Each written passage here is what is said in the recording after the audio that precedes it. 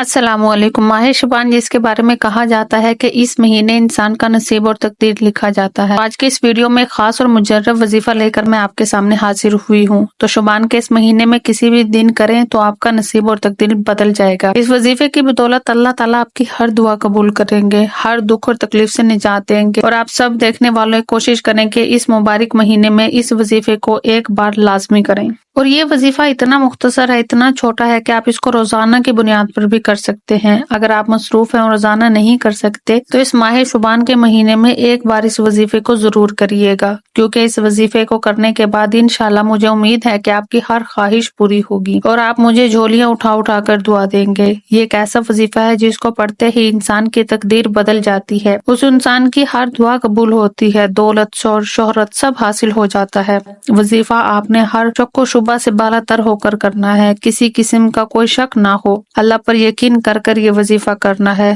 دعا کرنی ہے۔ اس وظیفے کی بدولت گھر سے بے سکونی، بے برکتیاں ختم ہو جائیں گی، گھر میں امن کا ماحول قائم ہو جائے گا۔ اس وظیفے کو آپ اپنی زندگی میں کسی بھی جائز حاجت کے لیے کر سکتے ہیں، نوکری کا مسئلہ ہے یا شادی کا مسئلہ ہے یا کوئی بیمار ہے، کوئی بھی اس وظیفے کو کر سکتا ہے۔ اس چھوٹے سے وظیفے کی بدولت اللہ تعالیٰ آپ کے تمام مسئلے حل کریں گے انشاءاللہ تعالیٰ۔ وظیفہ شروع کرنے سے پہلے آپ نے باوضو ہو کر مصلے پر بیٹھ جانا ہے، پھر حضور اکرم صلی اللہ علیہ وسلم پر درود پاک پڑھنا ہے۔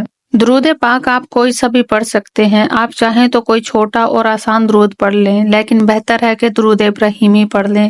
پھر اپنے مقصد کو، اپنے جو بھی آپ کی خواہش ہے، جو آپ کی حاجت ہے، اس کو اپنے ذہن میں رکھیں۔ مثلا آپ کو نوکری کا مسئلہ ہے یا شادی کا مسئلہ ہے یا پھر کوئی اور حاجت ہے، اس کو اپنے ذہن میں رکھیں، اپنے مقصد کی نیت کریں، پھر وظیفہ شروع کریں۔ وظیفہ بہت آسان ہے، بہت زیادہ آسان ہے، کوئی بچہ بھی کر سکتا ہے، اور وہ یہ ہے کہ آپ نے اللہ کا ایک اسم گرامی یا وہابو ہے، اور اللہ تعالیٰ کے اس نام کو جو انسان پڑھتا ہے اس کی ہر حاجت، ہر خواہش پوری ہو جاتی ہے۔ اللہ تعالیٰ کے اس اسم گرامی کو آپ نے 313 مرتبہ پڑھنا ہے۔ آپ اس کو کسی بھی نماز کے بعد پڑھ سکتے ہیں، اور اس کے بعد اللہ تعالیٰ سے اپنے حق میں دعا مانگنی ہے۔ دعا بہت عاجزی سے مانگنی ہے، جلد بازی سے دعا نہیں مانگنی۔